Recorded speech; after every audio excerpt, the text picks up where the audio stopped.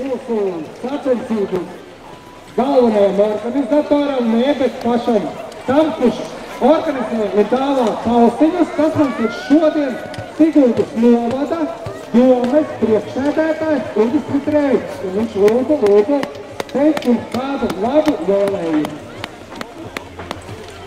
Esiet sveicināti sacensību dalībnieki!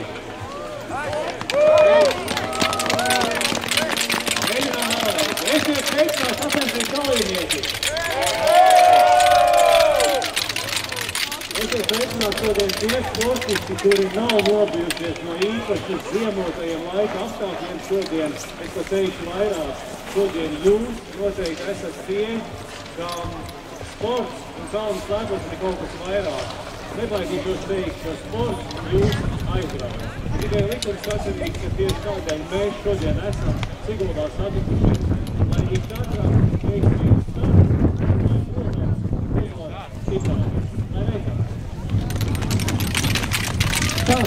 Sveiciens sacensību dalībniekiem!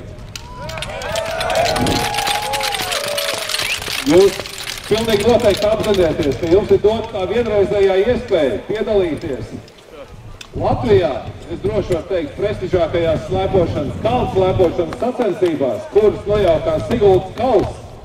4. gadu desmitu priecē slēpošanas sporta entuziastus, aktīvos sportistus, tos, kas aktīvās sporta gaitas ir mazliet beiguši, dod iespēju sacensties pašiem ar sevi, ar laiku, ar draugiem, konkurentiem un viennozīmīgi vēl jums jauki pavadīt dienu, spraigā sacensību gaisotnē un atcerēties, šīs sacensības ir mūžīgas. Lai jums veicās! Paldies visiem dalībniekiem, un ar to es paziņoju, ka mūsu šīs dienas sacensības ir atklātās.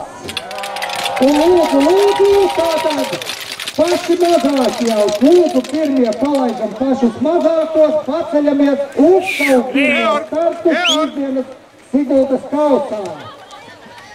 Un lai visiem veicās, lai nav kritieni, un lai visi sasniedz finišu. Снимаешь Хроника.